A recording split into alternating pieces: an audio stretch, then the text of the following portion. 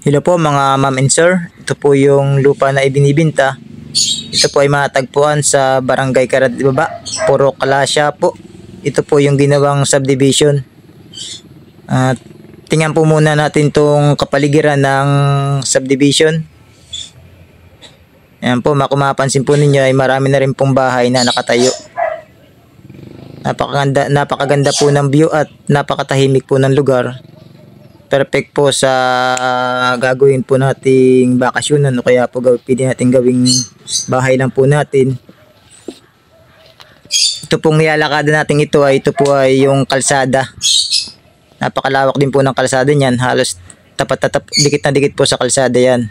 Ito po yung lote. Mula po dyan sa may yero, yung lote. Yan, ito po hanggang dito po sa part na ito yung pinakang lote. Ang luang po nitong looting ito ay 117 square meter po. Ang per square meter naman po ay 3,300 per square meter. Ayan po mga maminser, kung desidido po kayo at interesado ay pwede po kayong kumontak sa akin at nang mapag-usapan po natin yung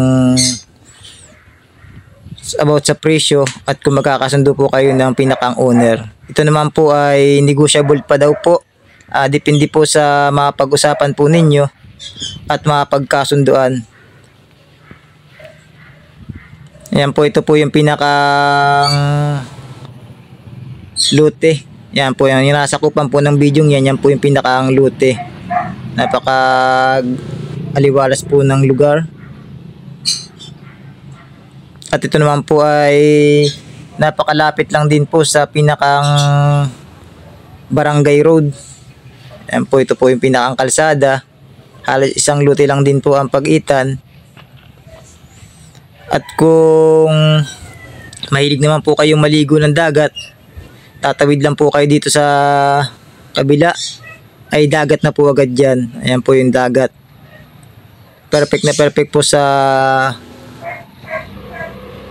bahay bakasyonan o kaya po pwede rin pong apartment, kasi po napakarami na rin po ng magiging tao dito, lalo na po pag nagbukas ang power plant.